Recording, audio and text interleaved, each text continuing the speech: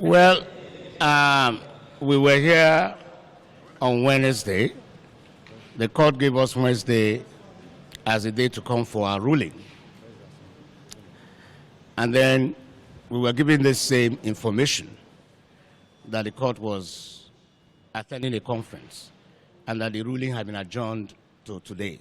So I take it that at the time they were adjourning to today, they already knew that they would be out of whatever conference they were going to have. So we're here back today, and they are giving us the same excuse of the court attending a conference. We don't think that that is a fair way to treat us. You see, this thing, everybody has rights. I think the impression that as litigants, as people who approach the court, we have no rights. We are absolutely at the mercy of the system. It's a very wrong one. Respect begets respect. You have to respect me as a litigant, then I will respect you as the judex. So if the court, what we see is that we have not been fairly treated. I have been in Abuja for how long now? Nobody has asked me about my hotel bills. I practice from Lagos. If he wasn't going to sit, he should have told me. He should have told me on Wednesday, I'll be back in my chambers in Lagos now. But he asked me to come back today, only to get the same excuse. I don't think it's fair. I don't think it's fair. And as far as I'm concerned, we are, by the grace of God, going to do something about it. In the sense that I think we need to sue. We need to bring it before the court so that it will be examined. What we have lost, the rights that we sought is to restrain this swearing in. So by the court not sitting, we've lost a great deal. That's right. So who is going to pay for that? If you came and gave a ruling that we don't have a right, it will be understandable. Now you're seemingly staying away from the court. Makes me understand that we have a right, but for one reason or the other, you cannot find the courage to declare that right. So you are now trying to use absence from the court as a means of depriving me of that right. So I'm going to sue, you're going to pay. You will pay for it. You pay for it. You are going to tell me why you left the court. And we will fight it to Supreme Court. And maybe we will establish as a precedent that Nigerians ought not to be treated in this fashion. That's right. With all due respect to the learned judex, for whom I have the greatest respect. But like I said, this ruling, it will not take 2 minutes. That's right. It will not take 2 minutes to deliver the ruling and then get back to any conference that, he's attending. So what I want to say, I have said it, I have written to all the security agencies, I have written to major embassies, I've written to the American embassy, I've written to the British embassy, I've written to the French embassy, German embassy, and I've warned that you cannot make the mistake of installing an unconstitutional president in Nigeria. That's right. It will have been better that you resolve this question that we brought before the court. We are not saying that the question must be resolved in our favor. We brought the question here to be resolved.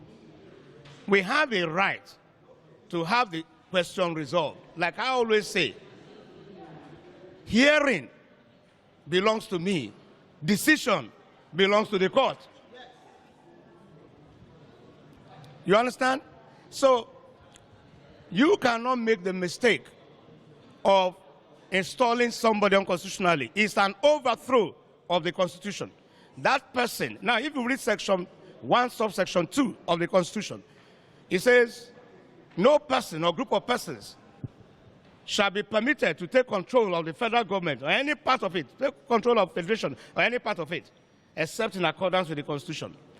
That section invests every Nigerian with authority to resist whoever is sworn in, That's right. Yes. contrary to the Constitution. That's right. Every Nigerian, Yes. in every station of life, Yes. wherever he is, That's right. that is an order from the Constitution to that person to resist whoever is sworn in unconstitutionally. So it must be that those who want to do this swearing in have conspired against democracy That's right. and want to overthrow it. Yes. The Constitution says, Section 14, subsection 2A, that sovereignty belongs to the people of Nigeria, That's right. and they give consent to those who govern through the Constitution. So where you do not observe the Constitution, it means that you do not have the consent of the people to rule. The people have a right to say, we are not going to recognize you or acknowledge you. Yes. What is coming to Nigeria is what these people, they are behaving like children, as far as I'm concerned. Animals. They are behaving like children. We all saw Shoneko here. Somebody went with a decree or word of mouth, made somebody president and commander-in-chief. A court, it took just one declaration from a court, and it was gone. It's the same thing that we are, the same thing that we are getting into. Any court in Nigeria is invested with the authority to interpret the Constitution and can say that the person who calls himself president was not duly elected and therefore cannot answer that title and cannot give any instructions that should be obeyed. And that would be the beginning of crisis. We have warned against this. I don't know what is making them behave, think that it's a joke. I don't know how you will take 200 million Nigerians as a joke. You know, it's not going to happen. The Constitution says you go and have a second election, but you feel too big. Like I was explaining to someone, it's the same in discipline. Where you have red light, say stop. That's right. You feel too big because you are driving your Jeep, you don't stop. It's the same thing. It is the discipline in us that we have carried over to this exercise. The Constitution says you've not made it. You've not made 25% in Abuja. Nobody has told me that I'm wrong. There is no constitution. There is no court. I came to this court for the court to tell me that I'm wrong. That's right. Rather than telling me I'm wrong, the court, stays away from court. Mutes. The court cannot even look me in the eye. So nobody has told me I'm wrong.